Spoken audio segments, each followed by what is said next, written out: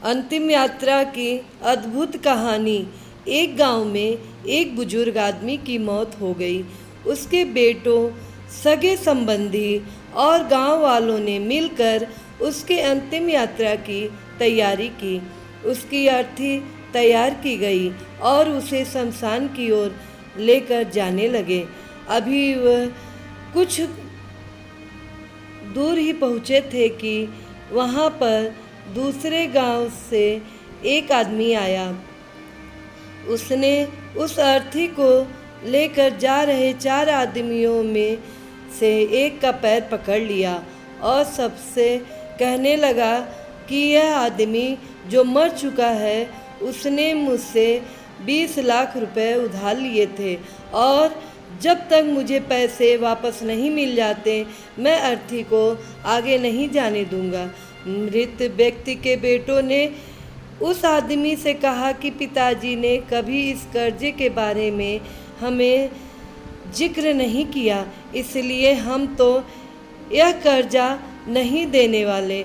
जब बेटों ने ही मना कर दिया तो उस मृत व्यक्ति के भाइयों ने भी कहा कि जब बेटे ही मना कर रहे हैं तो हम भी इस कर्जे की जिम्मेदारी नहीं लेने वाले हैं।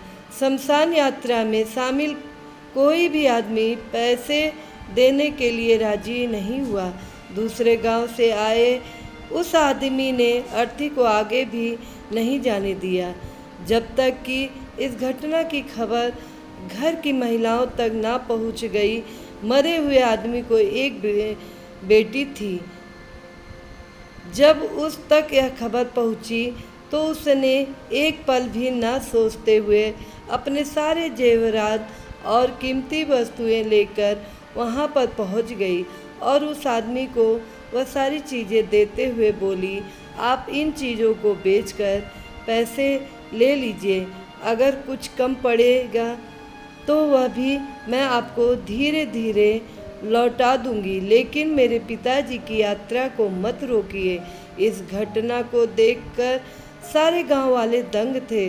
तभी वह आदमी जो कर्जे की मांग कर रहा था, वह बोला कि दरअसल मुझे 20 लाख रुपए लेने नहीं थे, बल्कि मैंने इस आदमी से कभी लिए थे जो मैं आज लौटाने आया था, लेकिन मुझे पता नहीं था कि इनका असली हकदार कौन है, इसलिए मैंने यह सारा नाटक रचाया।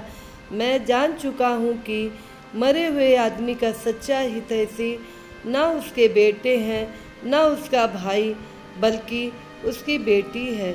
इसलिए यह सारे पैसे मैं उसके हवाले करता हूँ और अपने कर्जे से मुक्त होता हूँ। थोड़ी ही देर में जो घटना घटित हो चुकी थी, क्योंकि उससे बेटों के, भाइयों के और बाकी रिश्तेदारों के सर शर्म से झुक गए। इसलिए हमेशा दुआ करना कि हर किसी को एक बेटी ज़रूर हो, कि बाकी सब तो माता पिता की दौलत को अपना समझते हैं, लेकिन बेटियां माँ बाप को ही अपनी दौलत समझती हैं।